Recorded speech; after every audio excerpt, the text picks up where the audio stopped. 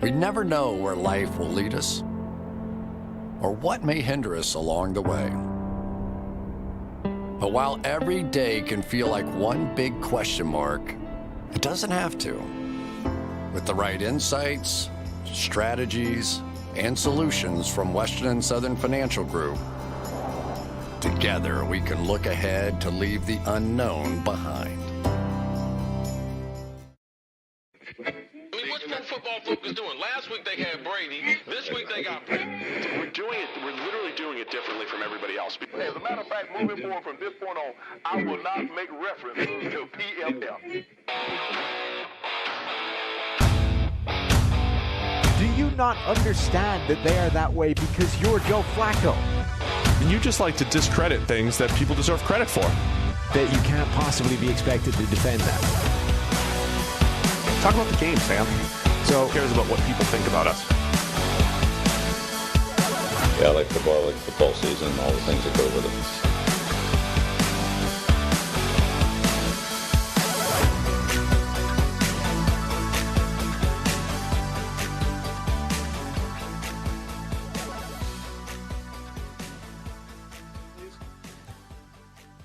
Welcome into the PFF NFL Podcast. Sam, you didn't count me down. No. Usually I relay the countdown that Tyler's giving me in my ear, but you distracted me by asking me if I could hear other things, and I didn't. So we just went live, and nobody was ready. We are completely professional here. Can anyone hear my wife's workout in the other room? Let me know. Yeah. Let us know in the live chat. And I was concentrating on that and forgot the fact that there was somebody counting down outside, my ear space. This is how we do it. PFF NFL Podcast on a Monday morning. It might be pre-recorded, but it's training camp time, Sam. Mm-hmm. It's like the real football season. So we're going to preview all things training camp today. Yeah, as well as a bit of news. I think the first actual piece of NFL news that's happened in a long time, I guess other than the Baker Mayfield trade, which we'd sort of talked to death beforehand. But Kyler Murray got paid. The Instagram, whatever the strategy was, it worked. The millennial Instagram strategy got him paid, got him the bag. So good work. Man, it's a great day for Gen Z in general. I don't know where Kyler lands on the, millennial Gen Z spectrum and all that stuff. I'm just saying the future is bright for those who passively aggressively unfollow their team on Instagram. There's a pattern that's been set. And if you make your feelings known via social media through the unfollow button, you can get paid. This is what the kids are learning these days. Kyler Murray was born in 1997. 97. Yeah. We were in high school. Yeah. You're freshly 40 at the time of this showing. Oh, that's true. By the time this goes Welcome. out, I'll be the same Happy age as you 40. again. Yeah, that sucks. I don't like that. Anyway, so, what do you think about Kyler Murray? So here's the Kyler thing, right? We both discussed as a player, he's very good. I think he's probably worth getting him locked up. My question was about, the way the season finished, rough playoff run. I don't know how much you weigh that. And then just the fact that he was kind of playing games and trying to get this extension maybe a touch early. And that gave me a little bit of pause if I was maybe the Cardinals making this move. But one of the takeaways, though, is so first off, it's 5 years, $230 million in total value, $46 million APY. It's at 46.1, so just above Deshaun Watson in APY. So clearly that was a number that he cared about. But it doesn't dwarf, but it beats Patrick Mahomes and Josh Allen in their APY. And they've got this longer deal with more flexibility and all that stuff. It continues to make the Bills and the Chiefs situation look really, really good for the next 8 or 9 years, does it not? Yeah, I mean, my first reaction is because the deal was so obviously, built off that Deshaun Watson deal in terms of overall money, average per year, the Cardinals did incredibly well to come out of this with so little, quote unquote, guaranteed. Like, remember the Deshaun Watson deal, one of the things, generally there was this report that half the league hates the Browns for the Deshaun Watson deal. Not because they signed a guy or traded for a guy who's, under investigation for sexual misconduct, but because they gave him a fully guaranteed $230 million deal. And that is a precedent that the league does not want, or the owners do not want, this idea of fully guaranteed contracts for any extended period of time. So with that precedent set, for the Cardinals to come out of this with much less than the $230 million guaranteed, I think is a win. Because obviously this deal was kind of built off the Watson contract in terms of overall numbers, and they've had to guarantee a much smaller proportion than the Browns did with Watson. So I think that is a win for the Cardinals.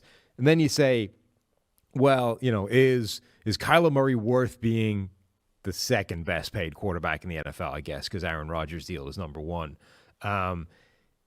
Probably not, but that's never the fair way of looking at this, right? Because he's the deal that gets done now, right? Lamar Jackson will be the next deal that gets done now. And it's not, are you the best player in the NFL? It's, are you a player that's very good at the most important position whose deal is up right now? Because that is going to propel you to being number one. And then in a couple of years, you won't be, because 5 more guys will have signed or whatever. So in 2 years, it's Justin Herbert and Joe Burrow are almost certainly going to be making more. So Lamar Jackson's probably going to be in that range. You're right. So it's just, you're the guy, right? At one point, Derek Carr, right? Was the highest paid, and it wasn't even that egregious. And then, he got leapfrogged. So I don't think it's really the right question to be asking. It's, does Kyler Murray deserve a big money extension is effectively the question, yes or no.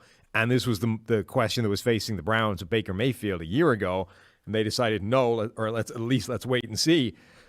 The Cardinals decided to give it to Kyler Murray right now, and I don't think you can argue with it. Kyler Murray has had, a late sort of second half of the season collapse last year, but I think that to me feels more like a Cliff Kingsbury issue than a Kyler Murray issue. And if you look in the first half of the year, before he got hurt, Kyler Murray was absolutely cooking, still finished with, I think, was it the best big-time throw rate of any quarterback in the NFL last year? Certainly just about 8% last year, big-time throw rate. Really, really impressive. Right, crazy. That's almost a full percentage point higher than Jameis Winston, and kind of 2 full percentage points higher than anybody else.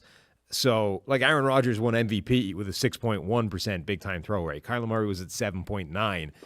His rate of incredibly high-end plays last year was nuts, even with that, cool down of performance down the stretch. So, I think ultimately the Cardinals have been vindicated. It took a lot of balls for them to say, no, you know what, to hell with Josh Rosen. I know we picked him in the first round a year ago. Kyler Murray is the guy. He's special enough to go back to the well, grab a quarterback again, and figure out what we're going to do with Rosen later. They made that move. I think they've been entirely justified by that. Murray is the guy. Is he perfect? No. Is he? Does he have some things to work on? Absolutely. But he's justifying of this deal, and now they just need to institutionally figure out why the team can't sustain playing well down the second half of seasons. So using PFF grades, we've seen Kyler improve every single season. 61 passing grade as a rookie, went up to 77 in his second year, up to 86.7 last year. His improvement has coincided with the Cardinals' improvement. I know we talk about the way the Cardinals' seasons have ended the last 2 years, but if you take a step back and you look at it at a high level, they have improved every year. Again, it doesn't always mean it's not like Madden where you just add 2 points every single year and you're going to get better all the time. But it is good to see, especially a guy like Kyler. I think the improvements that he has made are in the right areas, throwing to the middle of the field, throwing at the intermediate level. His improvement has coincided with DeAndre Hopkins showing up in 2020, as we talked about on the last show. So there's a lot of different ways to break this down, though. But I think from an Arizona standpoint, remember, it's a binary decision is basically what you're saying, right? We're either paying this guy or we're not. And you can't play around with, well, what if we just pay him $30 million? That doesn't exist. Right. It's not on the table. A quarterback. Kyler Murray's going to walk. It's either yes or no. I'm far more in the yes camp for Kyler Murray than the no camp, because the alternative is a little scary, right? The alternative is, okay, what do you do now? As much as I like to talk about, well, the rest of the league, the quarterback level is higher, the baseline's higher maybe than it was 10 years ago. if you have a guy, and I think Kyler is a top 8 to 10 type of quarterback from a production standpoint, right? I mean, I think that's a fair place to slot him. Is he QB 10? Is he QB 11? Like, you could put 8 or 9 guys ahead of him probably. But Brady will retire and Rodgers will retire, and Kyler's going to, probably in that range, for the foreseeable future.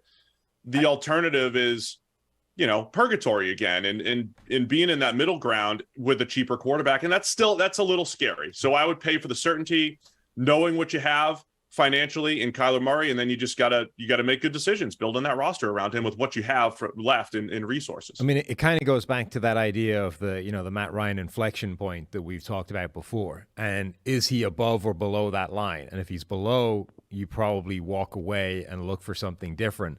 And I think now it's not even like, are you above or below the line? It's, can you be above or below the line, in a given season? Because you could argue Matthew Stafford has been below the Matt Ryan inflection point for the majority of his career, but he's capable of being above it, and he's capable of being above it in particular for a short period of time, which is really what happened last year. Like, as much as Matthew Stafford's numbers were crazy last year, and the production of the offense overall with the Rams and Sean McVay and Cooper Kupp was, off the charts, EPA per play and yards and all those kinds of things, the numbers were nuts. Matthew Stafford's PFF grade didn't really change, certainly in the regular season. It was basically Matthew Stafford again. And they just added him to a much, much better set of, peripheral pieces. And the sum of the whole was way better than anything we'd seen in Detroit. But then Matthew Stafford got much better in the playoffs. And that run is what took them to a Super Bowl. So the Rams, like, all you needed was a guy who was generally in and around the Matt Ryan inflection point, and then for a period of 4 or 5 games, he went way above it, and that's what took them to a Super Bowl. Kyler Murray is absolutely capable of that, right? He's capable of, A, being above that point, I think, generally, but he's also definitely, and has shown already, that he's capable of being above that point for, a run of games. And if the Cardinals are good enough to, A, figure out why they keep collapsing late in the season, like if they, last year, right, imagine a world where instead of Arizona sort of stumbling into the playoffs and backing in and then just getting whooped, imagine a world where they actually hit the playoffs playing their best football. Kyler Murray was playing like he was at the start of the season, and all of a sudden the Cardinals are like a live Super Bowl contender based largely off the play of Kyler Murray at quarterback. Like that's what you're paying this money for. He is good enough to keep you in and around contention every season, and then he's capable of a run that can win you at everything. And the other point, as a player, he can win in different ways, right? He is one of those guys, if you do choose to build the run game around him, he can run the design run game, he can scramble, he can steal yards on the ground and be that type of threat. You mentioned the big-time throw rate. That's because he is such a good deep ball thrower, but he has improved at the intermediate level. He's a pretty good short thrower. So he's got all of the skills. So, look, I think I'm on board with Kyler Murray as a player. The thing where I have questions, it seemed like he took the loss hard, like any competitive quarterback might. Took the playoff loss hard, but there was quotes about him, saying, oh, why is everybody blaming me? And there was a little bit of that, like some sulkiness coming out of there. And it's to me, it's the off-field stuff. Not that it's huge, not that it's massive. It's just in a world where you have to pay him or not, those are the things that pop up where it's like, all right, can I trust him to be the guy to take full responsibility for wins and losses, right? Take responsibility going forward. And that would be like the only concern that I have, maybe. And it was in game as well. Like, remember, that was one of those Manning cast games. And they were down, it wasn't a huge amount. They were down 3 scores maybe. And they had Russell Wilson on with the Mannings at the time, and Wilson was like, right now, I'd be going along the sidelines, I'd be telling everyone, we can do this, let's go. Like, this is not done. The comeback starts now kind of thing. And then it cuts to Kyler Murray on the sideline, head down, just looking dejected and beaten and miserable, right? And they're probably look, Russell Wilson gets a lot of crap for the sort of corniness of how he exists. And there's probably something to the idea of I don't know how much of the Russell Wilson stuff is just that corny crap and how much is actually real. But there probably is something to that those quarterbacks, whether it's Tom Brady, Russell Wilson, the guys that have executed stupid comebacks like that before, it's because they don't ever think it's done. Like Tom Brady wasn't sitting there looking up at the scoreboard in 28-3 going, oh, well, like I had to lose one eventually, He was like, no, look, this is the start, right? It's step by step. We'll get back into this. Obviously, in that game, Kyler Murray didn't feel that. Now, is that a permanent sort of aspect of his disposition? Is he a quarterback that, gets in an ugly situation and doesn't feel that he can come back from it and blah, blah, blah?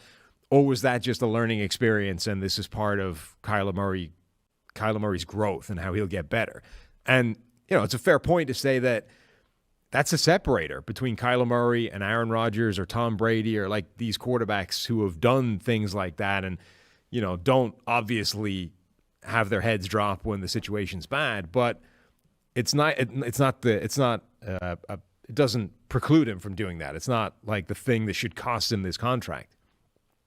All right, so Kyler gets paid. Cardinals make the move. Kyler Murray locked up as their guy. Let us know. What do you think? Is that the right move for the Arizona Cardinals? Don't forget the best place to play fantasy football this summer is Underdog Fantasy. Their Best Ball Mania tournament has $10 million in total prize money. And the best part is you just draft your fantasy football team, and that's it. There's no waivers, no trades, no in-season management. Underdog gives you your best score each week of the season, and the highest scores at the end of the year win.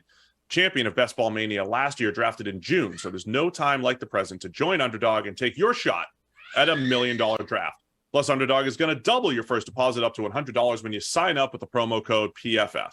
Also, if you play 10 of those dollars using promo code PFF, you get a free PFF subscription. So what are you waiting for? Head to UnderdogFantasy.com or the App Store, play $10 with code PFF, and draft your Best Ball Mania team today. All right, Sam, training camp, it's upon us. Let's get into some of the training camp stories. And look, I know we've talked about a lot of this stuff all off season, and I don't know that we're necessarily going to get a ton of answers right away in training camp for some of these things, but what are you going to be looking for when it comes to the buzz and what the beat writers are reporting coming out of training camp? Yeah, I mean, obviously training camp is not the be-all and end-all. It doesn't necessarily prove anything. You can have guys that look great in training camp, and then you get to the regular season, it doesn't show up, and all these kinds of things. But it is the first glimpse at some things that are really just speculation right now. And in particular, sort of scheme things I think are kind of interesting once you get to training camp. So the most obvious one of those is the conversation that we've had for a while is the Miami Dolphins. Like, what does this offense look like with Tyreek Hill and Jalen Waddle and Tua and Mike McDaniel bringing whatever his version of the Shanahan system is over to Miami? This is our first look at what that's going to look like, and in particular, how those two guys, Tyreek Hill and Jalen Waddle, coexist in the same offense. So I'm fascinated to see what that looks like early on.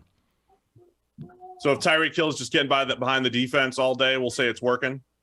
Like, that's what he was doing in Chiefs training camp early on. It was like, who's this Tyreek Hill guy? Alex Smith keeps hitting him deep back in 2016 or whatever it was. And 2016 and 17, you just saw him dominate in camp. I think some of that stuff matters if we keep hearing about the big plays coming out of Miami. But it's more from a sort of deployment point of view, like how are they lining up? What kind of routes are they both running? Like, how are they being used and deployed within this offense? Is it interchangeable? Are you seeing Tyreek Hill and Waddle essentially swap positions every few plays? Are you seeing one guy, very definitively pegged into a certain spot and then the other guy in a completely different alignment or role? Just how those two are going to connect within this offense is really interesting. All right, one thing I'll be looking forward to is Jimmy G on the trading block. It sounds like the Niners are going to be listening to trades. I don't know why it ended up taking this long because, where does Jimmy G go at this point? It was his injury. That was the thing, right? He went and had surgery kind of off on his own, and then they were stuck without being able to can't trade him at that point. No, I know. So at this point, look, surgery. At this point, can he even do anything as a starter? Like, the only place he would go and start is maybe Seattle. But as a lot of our listeners, and the bets are coming in, Sam, the bets are flowing in favor of Drew Lock and some others. There's some Drew Lock believers out there. So I think, Garoppolo would go and improve the Seahawks quarterback situation. I mean, but maybe not. Sometimes I think you need to just take a step back and ask yourself what's gone wrong with your life when you're willing to put a bet on Drew Lock. Like we'll have an official show where we will accept or decline. But I glanced at one of the emails, the follow up from our friend a couple shows ago. He wants Drew Lock above 77 grade. He's willing to put his money where his mouth is. Yeah. So I guess my point is with Garoppolo, it's Seattle or bust. I think as far as starting, if you're talking about him as a backup, there were rumors about him going to Tampa Bay to back up Tom Brady again. There's, where else would do you go to, is it Cleveland where he would leapfrog Jacoby Brissett once again and take over some of the starts where Deshaun Watson suspended? Like, where does it even make sense for Garoppolo to be traded? I mean, I think the interesting part of the Jimmy G thing is how do the 49ers treat this? Because in theory, you want him to be in the shop window, right? So that you can potentially trade him somewhere. But any placing him in the shop window is taking snaps and reps away from Trey Lance, who is you're going to be your starter. So I don't think that matters. You don't need to what people don't need to see Jimmy Garoppolo. They're not going to see him in training camp. They don't need to see him in the preseason or anything like that. Well, I just wonder, what do you do with him if you're the 49ers? Because I don't want to give him any first-team reps that are taken away from Trey Lance. So does he just sit on the sideline waiting until you cut him? He's your backup. Because I don't think the 49ers are going to be able to trade him. Like, the only way they can trade him, in my eyes, is if they do something like the Browns did with Baker Mayfield and eat a giant chunk of his money. And I don't think it's worth it for the 49ers to do that. So to me, they're going to hang on to him until a couple of days before week 1 and then release him, so that at least at the very minimum, you're hurting whoever signs him in terms of how quickly he can get up to speed with a new offense and, learn the playbook and all those kinds of things. At which point he really just kind of sits there not doing an awful lot and just hoping he doesn't get hurt. I mean, at this point, why not just keep Garoppolo as your backup? It doesn't matter what you're paying him. It's the last year of his contract. You've already made all the moves you need to make essentially for this season. So you don't need extra cap space. You have almost $5 million in cap space. That's enough to get through the season. Essentially, why not just keep Garoppolo as your backup? And if Trey Lance is if he's just not good or if he gets hurt, you have the best backup in the NFL in Jimmy G. Because I don't know. It's tough to get a gauge on what the 49ers really think of Trey Lance. But as much as there's been some positive talk recently, the overall tenor of what you've been hearing about their relationship with Trey Lance has not been one of, overwhelming support and pure confidence and, this is our guy, we're about to go to the Super Bowl, baby, celebration, woo. This has not been that. So I think the last thing you want is Jimmy G hanging around. And in particular, Ari Meirov has said, and there's been reports about this, that Jimmy G is a popular guy in that locker room. There's a big contingent of that roster that believes in him, that likes him, that thinks he can be the guy, to take this team to a Super Bowl and win. Again, you don't want that hanging around with Trey Lance. If Trey Lance has a crappy couple of weeks to start the season, throws a couple of interceptions, A, the media starts bringing this up, well, we got a quarterback controversy, but B, half the locker room is dude, put the good guy back in. What are we doing here? There were a couple former Patriots who, on a podcast recently saying Jimmy G was when he got hurt in 2016 when he replaced Brady, he had to miss a game because of a shoulder injury, and they were trying to say, oh yeah, the shoulder was fine, and it was his non-throwing shoulder, which is it was his throwing shoulder, collarbone shoulder. So it was some misinformation out there by some former Patriots. I forget, was it LeGarrette Blount maybe? I forget exactly who it was, but they were implying that they didn't love Jimmy G and his toughness. They felt like he backed out of a game, and you're telling me the Niners love him. I'm not saying all of them. I'm saying there's reportedly a big chunk of people that really do like Jimmy G and think he's good. I'm just saying, for a quarterback that is not, a guaranteed superstar right out of the gate with Trey Lance, I think the last thing you want is Jimmy G hanging around over his shoulder. And listen to that, though. Listen to yourself. Because if Trey Lance isn't a superstar, isn't a guy, you could bench him. And you can put Garoppolo in there, a guy that you just went to the NFC. The only 2 times Jimmy Garoppolo has been a healthy starter with the 49ers, they went to the NFC Championship and the Super Bowl. A guy that you know you can win with. You're paying him the money this year anyway. If Trey Lance is not good or gets hurt, you have Garoppolo. Like, you should keep him if you're the Niners. Forget about the touchy-feely, the team's going to be calling for Garoppolo. Just deal with it. Yeah, and give Trey Lance some competition. No, because here's the thing. If Trey Lance doesn't work out, like if you missed, I think you're screwed. Like, I think that's a franchise-crippling mistake that will... No, you could save your season, though. You could save your season with Garoppolo. I mean, I don't think... In week 7. Like, last year, the Niners weren't even good until week 7. And Garoppolo came in and played well enough that they went to the NFC Championship because they have everything else in place. You don't have to have a lost season just in case Trey Lance isn't good. So I say the Niners... But I'm not saying a lost season. I'm saying the next 3 years are boned. If you missed on Trey Lance and you traded 3 first-round picks to go get him, you've got Jimmy Garoppolo's contract sitting on the roster as well. Like, if you missed on that, this franchise is not winning anything for the next couple of years, and you're going to need to figure out a way. It's an off-season issue. Deal with that when you have to deal with it. Bottom line for me is you've already paid Jimmy Garoppolo his money. You just keep him. I think you keep him, and you have some insurance. You declare Trey Lance as the starter. You give him every chance to succeed, but you get the best backup in the NFL. Overpaid backup, but you've already paid the money, so you're already on the books. Well, you're not, though, because this deal isn't guaranteed until week 1. Like, you can save money. That's a pretty big part of the Jimmy G thing. And giving Trey Lance the best chance to succeed, part of that, in my opinion, involves removing the threat of Jimmy G from the scenario. Does the money even matter from a team-building standpoint? They don't need extra money. From a team-building standpoint, I don't know if it's like save some cash, 49ers, but it doesn't matter from a team-building standpoint. No, I think keep him. The matter is having Trey Lance or having Jimmy Garoppolo looming over the shoulder of Trey Lance every time he throws the ball to a DB. I will reiterate, if Trey Lance can't handle having a backup quarterback, then he's not your guy. If he can't handle having a good backup quarterback or a little bit of buzz around the backup, then he's not your guy anyway. Right, but that's not the overall point. The point being, if half the locker room believes the other guy is better, now you've got real problems. Touchy-feely Sam in the quarterback room again. Get all the feels. All right, what else are you looking for here in training camp? What are we looking for? What else we want to hear the buzz about? Yeah, well, it's the first look at who is going to have any chance of emerging from that Green Bay wide receiver room. It doesn't look good on paper. In fact, it looks terrible on paper.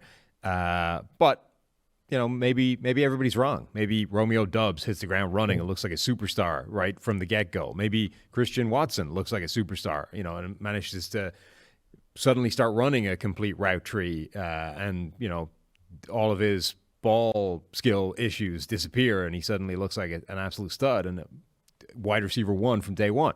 Maybe Sammy Watkins rolls back the clock, and we get superstar Sammy Watkins again.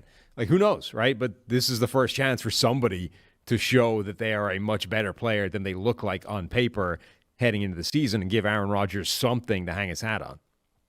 It's another one where, like, the Packers beat reporters, you're going to, be listening, right? And seeing, okay, Aaron Rodgers found his favorite target. Alan Lazard is getting all the targets, or there's great chemistry with Sammy Watkins or whoever it may be. I think that's the stuff that matters. And also just who's running with the first team, right? That a lot of the reports coming out of training camp, if they're allowed to speak on those, who are the first team wide receivers? Who is the trio of receivers that are getting most of the first team reps? It's wide open in Green Bay. I think Lazard is one of those guys, but beyond that, but Lazard as like a 2, right? As a number 2, we don't know what the other options are going to be. So just hearing who those guys are, I think that's what I'm looking forward to seeing here in camp. Yeah, and again, it doesn't necessarily mean anything different. Like, maybe somebody lights up camp when you get to week 1 and it doesn't show up, but this will be the first opportunity to see if there is an obvious candidate. The question has been, okay, who replaces Devontae Adams? Because there doesn't look like there's anybody on the roster right now that has any realistic chance of achieving that. But training camp is the first chance for somebody to be different and to actually, buck that idea and just show up and say, no, this guy has a shot to replace what Adams brought. Obviously, he won't be as good a player, but maybe he gets closer than you thought he could. What about the Chiefs and their receivers?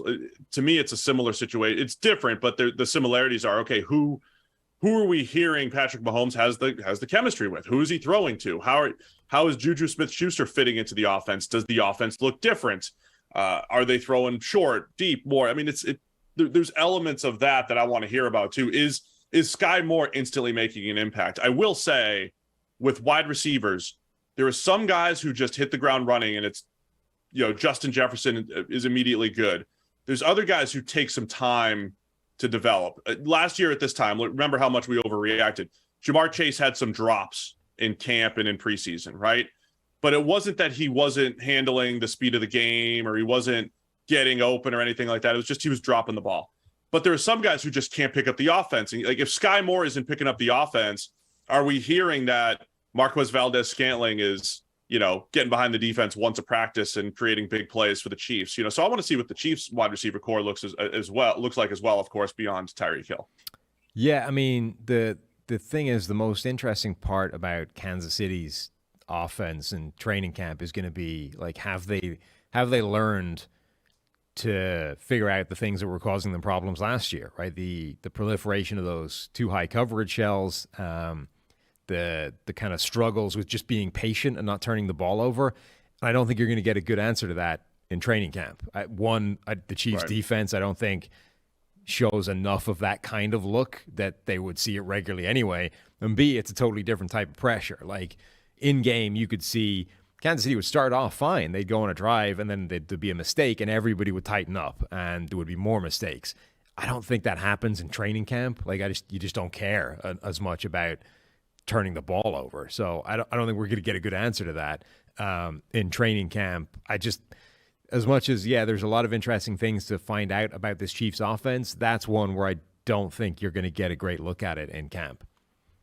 What else are you looking for in training camp here, Sam?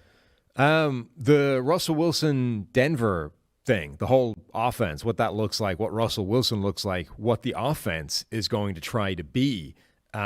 This whole Russell Wilson dynamic is a really interesting thing to watch. And obviously, what his effect is on Cortland Sutton and Jerry Jeudy and KJ Hamler and the talented receivers that they have, but haven't necessarily dominated the way we think they can.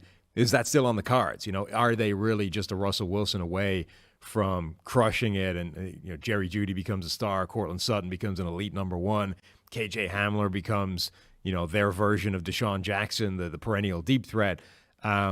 Just what that offense looks like and how successful it looks like it's going to be. I'll give you a little preview. It's going to look something like this. Nathaniel Hackett or whoever is talking about Russell Wilson, it's like just a joy. It's just a joy to be around. Nobody works harder than Russell Wilson. It is.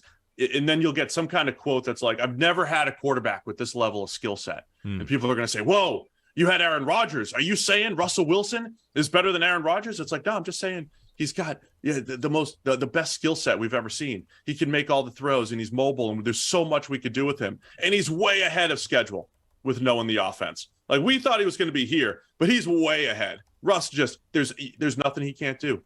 Russell Wilson. So I think the buzz is going to be high coming out of training camp with the Broncos, Russell Wilson, everybody's saying all the great things he could do. He looks healthy. He's rejuvenated. He's refreshed. It's a new area, blah, blah, blah. And he's, I think the buzz is going to be strong coming out of Denver. And then I don't know if we ever see any of the preseason, how much we see any of these guys in the preseason, to be honest, but it would be good to at least get like a little bit of a look for Russell Wilson in the new offense if possible. Yeah, I'm curious to see what type of offense they try and construct around Russell Wilson and to what extent they try and moderate his, tendencies as a player, because we heard for years, just let Russ cook. And there was this feeling that Pete Carroll and that offense, even though the offense was changing fairly regularly, that they were holding Russell Wilson back, right? And they were somehow responsible for this gap between Russell Wilson's production and the theoretical maximum efficiency of having an elite quarterback and what you should be doing with play calling, all those kinds of things. I think we still don't know how much of that was Pete Carroll, the coaches, the offense generally, and how much of it is part of the bargain of a quarterback like Russell Wilson. Like, this is how he plays the game, and to an extent, you're not going to change it. And to an extent, the way that Russell Wilson plays the game simply is not the most efficient way of playing quarterback, right? And that's why, as great as Russell Wilson has been, and we're talking like really fine margins here, but as great as Russell Wilson has been, there's a gap between him and Aaron Rodgers or Tom Brady or Peyton Manning or, you know, the quarterbacks that have been the very, very best this game has ever seen. Russell Wilson is not going to play with that degree of efficiency because of the way he plays the game. I think for me, if you look at what Hackett did, what they did in Green Bay the last couple of years, let's not forget Aaron Rodgers. He's coming off of back-to-back MVPs, but there was a downtick in not just a little bit in his play, but mostly in the production, right? PFF grade was pretty strong, but the offense's production was way down for a few years in Green Bay, where Rodgers wasn't taking the easy stuff. When he slumped, there were points in his career where he just wasn't taking the easy stuff.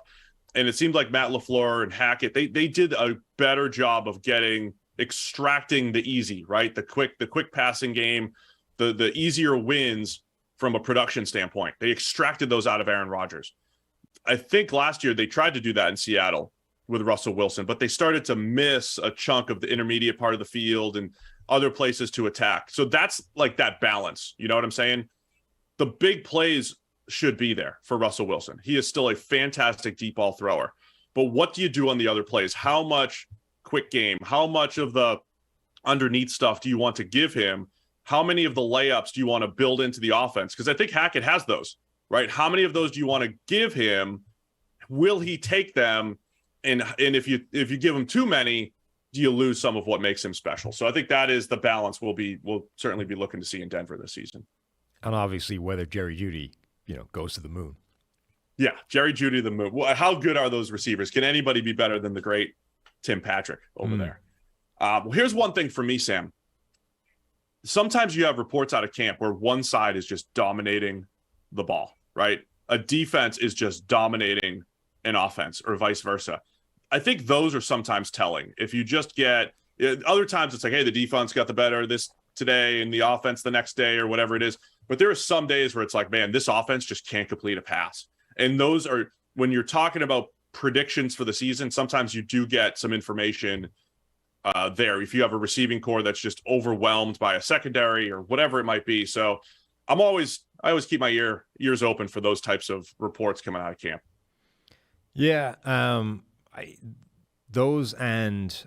think there is something to, like you said before, right? Some receivers in particular, they just hit the ground running immediately, like Justin Jefferson, those kinds of things. Every cut, the ones where we just got it wrong collectively as a draft community, as a football league, and guys went rounds later than they should have based off, just incorrectly predicting what they were going to be. And those guys tend to show up really quickly. Like Russell Wilson is one of those guys, right? Went in the third round for no good reason other than he was a short quarterback.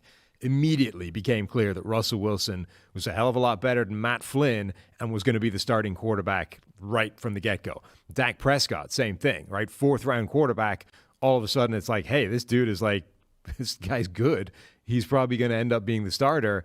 Dak Prescott ends up proving it right away. The Justin Jefferson thing. There's wide receivers every year that show up that we're like, oh, we're way off on this dude. He's way better. So that's one thing to obviously keep an eye on in any given season is like who is getting that consistent report every single day of like, this dude's just dominating training camp. Like, he is a better player than everybody thought he was. And he's going to earn, a much better opportunity. He's going to earn a starting gig. He's going to be a star right from day one. I'm interested in the Eagles too here, Sam, as far as, A.J. Brown. Is he as advertised, right? You can see those tweets. Oh, he's as advertised. He just went up and mossed somebody. He just ran behind outran the defense, whatever it is. I don't know how much you can get from defensive tackles, but Jordan Davis, man, I think Jordan Davis is just one of the biggest stories of this rookie class, right? Your Planet Theory monster defensive tackle who ran in the 4.8s. We've never seen anything like it. but even a lot of those guys sometimes take 2 years to figure out, right? They take some time to figure out pad level and taking on blocks and diagnosing plays defensively. Is Jordan Davis like the immediate savior of that run defense for the Eagles? Because they weren't great. 6-man boxes last year is, bottom 10 as far as EPA per play against the run. Those are it looks like the Eagles are looking for immediate impact from Jordan Davis. And are we getting reports coming out of camp that is in the cards this year? I mean, also just watching Jordan Davis going up against Jason Kelce would be pretty hilarious to watch. Like there's like a 60-pound gap between those two guys. Like Jason Kelce it's going to be really fascinating to see like how much does veteran savvy, athleticism, and trickery offset being 60 pounds lighter than the dude who's just a monster. That was one of my favorite draft matchups a few years back. Remember Joey Hunt? He was the center at TCU, played for the Seahawks. He's with Seahawk. Jordan Phillips was the defensive tackle for Oklahoma at 340 pounds, and Joey Hunt looked like a child going up against Phillips, using your phrase. But he held his own, and they're both in the NFL as players and backups. But to an extent, I want to see that. Yeah, to an extent, you've got some of that working in Baltimore as well with the pair of rookies, right? With Linderbaum and Travis Jones, like the same kind of idea. Yeah, undersized center going up against monster, like prototypical old school style nose tackle. Again, you've got to be talking about like a 30-40 pound deficit at least between those two guys. Linderbaum's another interesting one. Usually reporters cannot report on scheme stuff. So if the Ravens are doing what I was projecting them to do, adding a whole bunch of outside zone wrinkles and pin and pull type of schemes to get Linderbaum in space, we might not hear those reports, but if we could hear those reports, I'd be interested to see how much the Ravens end up adding wrinkles to their offense that play to his skill set, the rookie center. And then obviously we've got to be interested to watch Baker Mayfield in a new system, a new environment, and a new team. For sure. That, I think that was another smart move by Carolina in an offseason that's been largely smart moves. Like they've done a lot of good things. Not all of them have been big splash plays, but they've ticked off a lot of kind of low cost, but pretty smart additions. Baker Mayfield is another one of those. And, the compensation was really small, both in terms of draft capital and the amount of money they're giving up, given how much Cleveland ate. So as much as it sounds ridiculous, right? That, they just traded for Baker Mayfield and now it's an open quarterback competition between him and Sam Darnold. But it can be, right? Like they're not so financially committed to Baker Mayfield that they just have to make him the starter. They can afford to let it play out. Now, then you get to the point of, well, okay, if this is an open quarterback competition, every single shred of data we have on both these guys suggests that will not take very long to work out, right? That bad Baker Mayfield is better than good Sam Darnold based off NFL evidence. Now, okay, one of them generally is at a much better situation than the other, even if, that tends to get, when we say that, we tend to forget about the Freddie Kitchens year, and that kind of thing. Like, well, it hasn't always been a great situation for Baker Mayfield. But generally it feels like Baker should win a starting job in a competition against Sam Darnold pretty easily. And then you start to think, well, what can he actually do in this offense in Carolina that has done a pretty good job of, repairing itself in this offseason? Like they made significant additions to that offensive line, largely to, replace the mistakes that they made a year ago, but still. So that offensive line could actually be viable this year. We still like the idea of their receiving group, right? The ones that we loved last year for Sam Darnold heading into the season. DJ Moore is a really good receiver and seems to be pretty quarterback-proof. Robbie Anderson's production died a death last year, but is there a quarterback better suited to connect with Robbie Anderson than Baker Mayfield in terms of, he definitely skews on the YOLO end of the spectrum of just heave it deep and target the really good deep threat that you've got. We didn't see too much of Terrace Marshall as a rookie, but, everybody liked his skill set coming out. Rashad Higgins reconnects with Baker Mayfield. Maybe we finally get a healthy Christian McCaffrey. Like, there's a lot to work with there. Your tone has changed a lot with Carolina. Last offseason, we did not like hated a lot their of the offseason last year. Yeah, I mean, I'm just trying to show the unbiased nature of us here at the PFF NFL podcast. We don't hate your team. We don't hate the Panthers.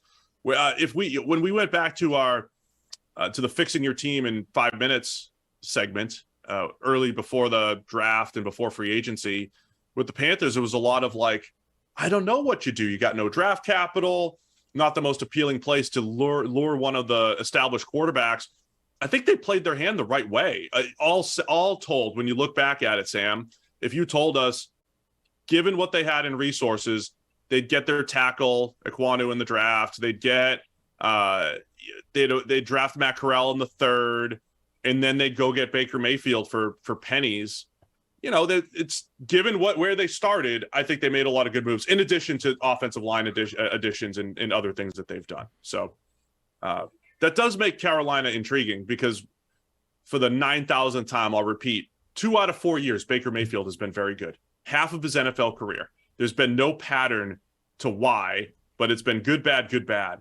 And maybe it's a good year. If it's, even years are good for Baker. But if it's another good year, the Panthers all of a sudden could be a decent team. So we'll see how well he's taken to their new system right here in camp.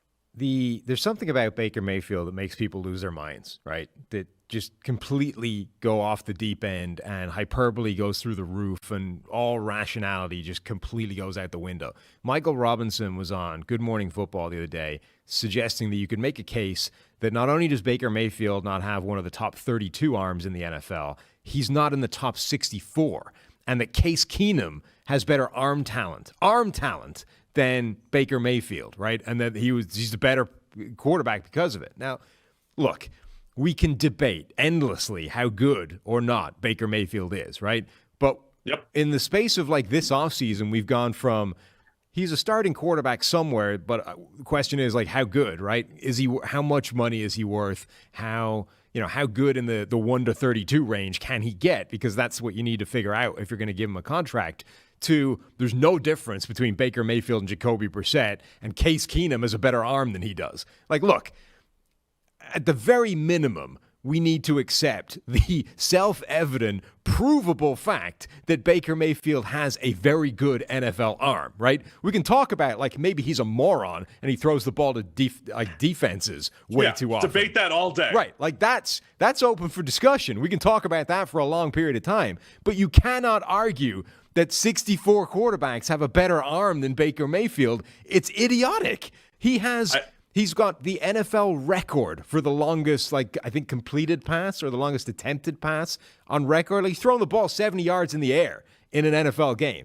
He also, when they track this stuff, right? It's like radar guns are used during the Senior Bowl and during the Combine. And Baker Mayfield was right up there with Josh Allen in terms of like having a howitzer attached to his shoulder.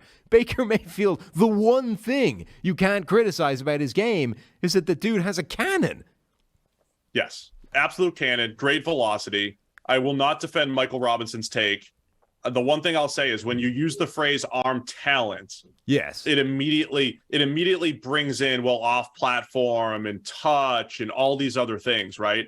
So if you want to criticize Baker Mayfield as like a one-speed thrower, which is he throws the ball too hard. He actually has not too good of an arm, but he just doesn't use touch when he needs to. He doesn't throw off platform great compared to others. He throws on the run well, but not off platform. Like, you could criticize parts of his game. You definitely can't stack up 40 quarterbacks and say they have a better arm than Baker Mayfield, though. That doesn't make any sense. No. All the other stuff, debate it however you want. I mean, even coming out of the draft, there was a lot of lazy analysis that, like, because Baker's short, that he didn't have a good arm. Yeah. And then you just pull up plays on tape. It's like, that's 60 yards in the air. He had one against Baylor where it was like sidearm like a shortstop, 48 yards in the air, in stride, under pressure. It's like, you can't just make this blanket statement because he's short or because he just had a bad year, right, that his arm talent isn't good his arm isn't good. Yeah, so there was a phenomenal deep ball against Texas as well. Like, you're right. It's been a thing that for some reason there's been a group of people that from day one have just refused to acknowledge the obvious fact that Baker Mayfield has a really good arm. I think you're right. It is because... Say you hate his attitude, you don't like him off field, you hate his commercials, you don't like his touch on the ball, you don't like how it ended in Cleveland, you don't like his social media stuff, you don't like that he ran away from the cops. You can not like all that stuff with Baker Mayfield, but you got to love his arm. Yeah, it's really good. You really do. And yet, for some reason, a ton of people have just refused to acknowledge that. But anyway, my point at the start of this rant was that, like, we've lost the run of evaluating Baker Mayfield. Like, the conversation has shifted from, okay, he's obviously a capable starter, but how good can he be, right? Is he above the Matt Ryan inflection point that we talked about with Kyler Murray? Because that's the important thing for giving him money.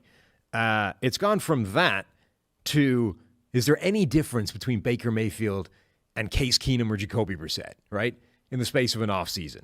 Or, is Baker Mayfield really better than Sam Darnold, right? Like, what the hell are we talking about? Of course he's better than Sam Darnold. So the Carolina Panthers grabbed the quarterback. Last year he was, with a busted shoulder, yes. Yeah, like the worst Baker Mayfield we've seen, right? A Baker Mayfield playing through a torn shoulder that was getting progressively worse as the season wore on, to the point where people are questioning, is he any better than Jacoby Brissett, et cetera. The worst version of Baker Mayfield we've ever seen is about as good as the best version of Sam Darnold we've ever seen. Like, it's absurd. I need to cut you off because I said, hey, let's add Baker Mayfield to the show here today. And you're like, oh, we've talked about it enough. We'll just touch on it. Yeah, 15 minutes later. Well, don't rank him 40th in arm talent. No, don't. All right. Second-year quarterbacks under the microscope here. Yeah. I mean, I think that's a fascinating one to watch pretty much across the board. Mac Jones, I guess, is probably the least interesting of the group just because he's already pretty good. And the question is, like, how much better does he get? But Trevor Lawrence, I think, needs to have a big jump forward in year 2 overall. Obviously, that starts in training camp. Zach Wilson, the situation around him is great now. So all of a sudden, it's put up or shut up time for Zach Wilson. Show that you're legit. Trey Lance, we already talked about with the 49ers. And then it's like, what can Justin Fields do in what looks like the disaster of a situation? Like, how good can he look surrounded by nothing? I think the most interesting one, I mean, they're all interesting, man. I mean, how are certain players going to improve? You probably have a better situation for Trevor Lawrence and Zach Wilson. Trey Lance, he's in the same situation as last year, a very good one, and things should be better. And he showed flashes of just brilliance, right? I mean, there was definitely Trey Lance in a limited sample size between preseason and regular season did stuff that Jimmy Garoppolo can't do. Yeah. Now, quarterbacking is not about 10 plays in a season that the next guy can't do. It's about the other 600, right? But you could see where there's some special stuff that could happen in San Francisco if Trey Lance can just do better with the easy stuff, take better care of the ball, not throw the ball to DBs like he did.